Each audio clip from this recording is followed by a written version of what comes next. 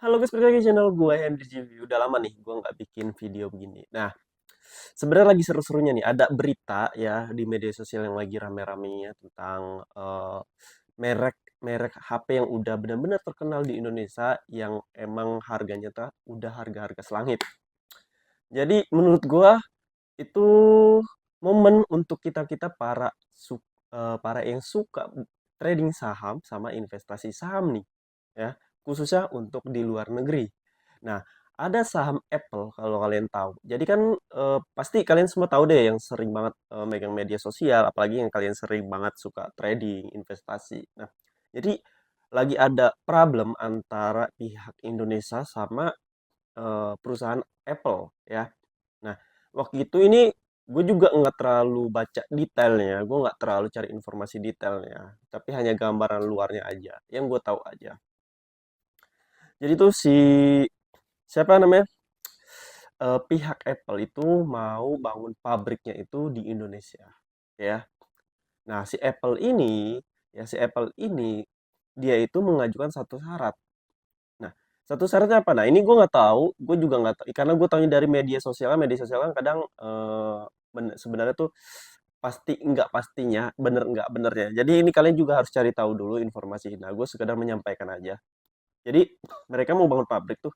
Nah, pabriknya itu nggak katanya tuh mereka minta pabrik itu nggak mau ada orang-orang Indonesia di dalamnya tersebut ya. Mungkin mereka mau nyari eh itu luar negeri dari pihak bangsa mereka dan lain-lain. Nah, terus dia juga mau minta kayak persyaratan untuk dia ngebangun pabrik tersebut tuh di Indonesia ini tidak dikenakan apa ya, pajak apa gitu, pokoknya nggak dikenakan biaya apa gitu. Gue juga nggak pinter ya soal kayak pajak. Nah, selama beberapa tahun ya, gitu, entah itu puluhan tahun atau berapa tahun gue lupa juga. Nah, di sini si pihak dari kita semua Indonesia ini nggak terima dong. Iyalah, ibaratnya gini, lu ngebangun sesuatu, mau numpang nyari duit di tanah orang, ya kan? Di negeri orang, tapi lu nggak mau ibaratnya bayar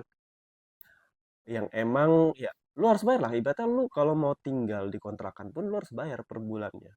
Ini lu tinggal di negara lu, dan lu nyari duit dan udah ketahuan perusahaan lu tuh besar ya. Ibaratnya perusahaan lu tuh besar ya, masa ngeluarin duit buat biaya ini itu aja nggak mau.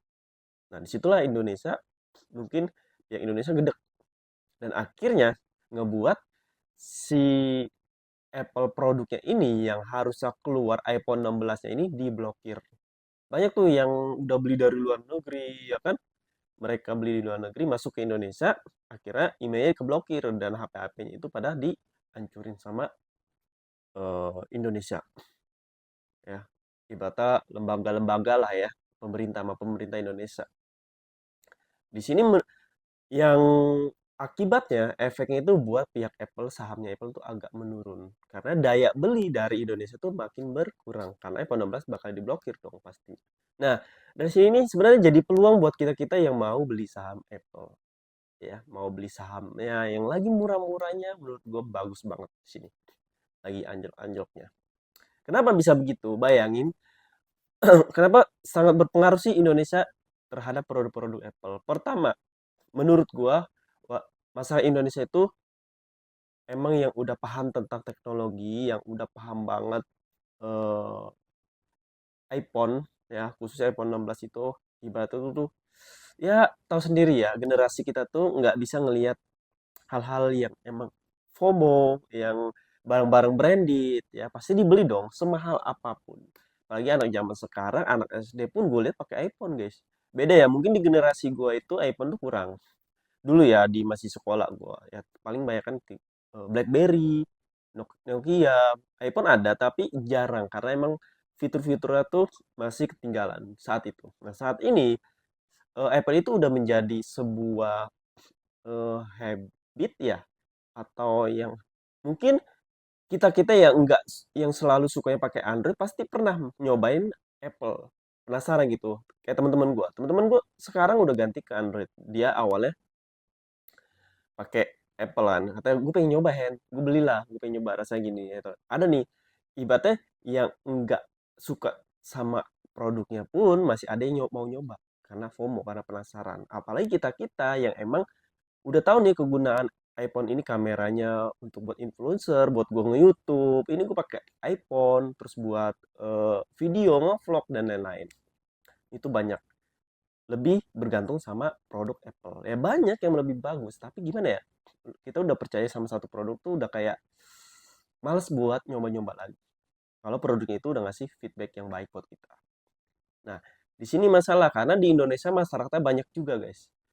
Sekitar berapa juta ya di Indonesia tuh banyak banget dibandingkan negara-negara lain. Kalau menurut gua ya, salah satu negara terbesar penduduknya, ya, terbesar foya-foyanya, pokoknya ada dikit ya produk baru dikit mereka beli. Nah, makanya gue pengen beli nih, gue pengen nyicil sih, ya gue pengen nyicil beli produk saham. Kalau kalian tanya belinya di mana, beli sebenarnya di mana aja, cari aplikasi yang resmi di Indonesia itu yang pasti. Karena kita mau investasi jangka panjang. Ingat ya, kita investasi jangka panjang loh. Ibaratnya kita mau dapetin dividennya, ya kan setiap tahunnya dapat berapa kali. Gue sering nge-share di berbagai media sosial gue tentang gue dapet dividen dari pihak Apple beberapa dolar. Nah itu semua kan gue sharing. Kalian gue kasih tau nih gue dapet dividen. Gue sih nggak terlalu tahu kapan pastinya, bulan apa, hari apa, karena emang nggak terlalu gue liatin. Jadi gue kalau investasi ya udahlah gue investasi, gue mau dapat dividen, tapi gue nggak tahu kapan ya, nggak tahu. Gue belum aja, belum terlalu ngeliatin karena lebih fokus ke trading, trading kripto, saham, forex. Ya, nah jadi dari sini tuh ada pemberitaan lagi nih.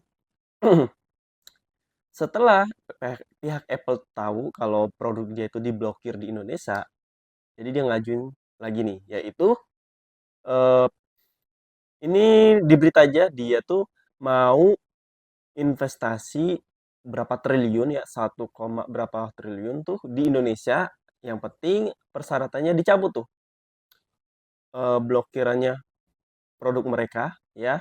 Nah, tapi gue tahu apakah mereka minta persyaratan juga buat ngebangun pabrik mereka di Indonesia yang dimana persyaratan masih berlaku. Apakah masih berlaku dia minta nggak mau orang-orang Indonesia yang bekerja di pabrik mereka? Ya gue juga nggak tahu.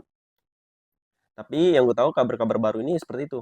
Mereka mau investasi 1, triliun, yang penting produk mereka tuh di 1 triliun sekian dicabut blokirnya. Nah, tapi gue nggak tahu, gue nggak ngikutin beritanya sampai selesai. Apakah pemerintah mengiyakan ya, setuju atau enggak, itu gue belum nyari lebihnya lagi. Baru sampai situ aja.